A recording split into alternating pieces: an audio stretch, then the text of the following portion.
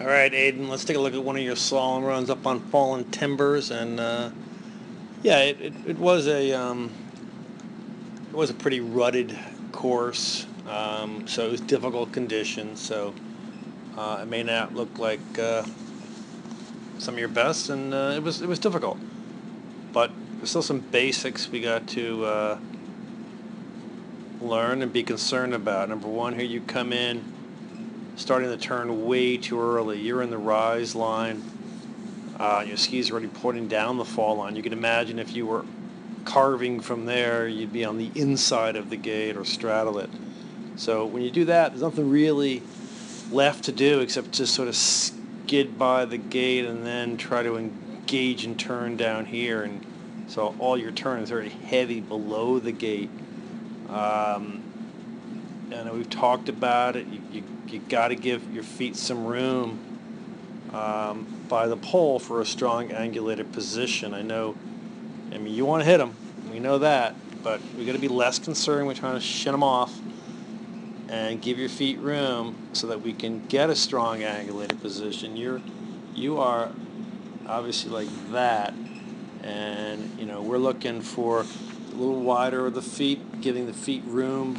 And what I mean by that is not space between the boots, although you have yours typically too tight anyway, but just in general from the pole, because we're looking for more, kind of here to here to here, some angles, and you're all kind of obviously have no upper lower body separation.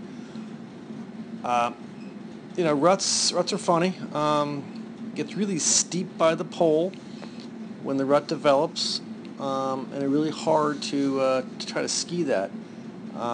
If the ruts are usable, meaning it's in a decent position, we just ride them like a bobsled.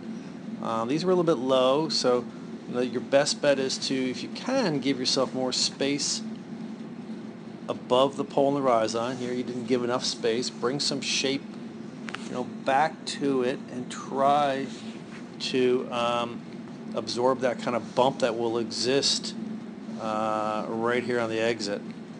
But instead, you didn't give yourself much room. You tried to just sneak by, not giving your feet room on this really steep part, and very difficult. So, your turn shape is all, whoops, don't need that. Your shape is really a J-shaped turn. It's all down here, and that's unfortunately kind of slow. So bring your line up the hill in ruts. Bring shape back particularly if the ruts are low. If they're more in better position, just ride the rut and don't worry about the pole. But in any event, let's move on down here. Here's one gate without a rut. So here's a good example of what we're talking about. You came in, you seem so concerned about trying to shin off that gate that you get your feet way too close together and too close to the pole for any type of angulated position. So you're really don't have much upper and lower body separation there. Not a lot of angles. You're actually probably on your inside foot, just trying to make sure you shin that thing off. So I'll also send you a still picture side by side. Jesse's doing what I mean, but we got to give our feet some room. So we're looking here to bring shape back to the pole. So we wanted to get our feet further out here a little bit so we can bring more shape back to the pole here.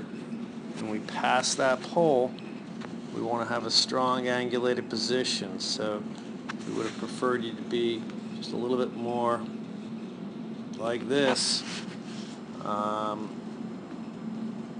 then with a higher edge set of the skis. So tough conditions, but remember to be patient with the turn. We want to intersect the rise line here where you are right now with our skis pointed further out in this direction.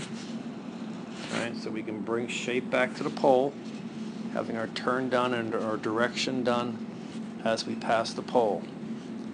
Let's try that this weekend, and hopefully that helps.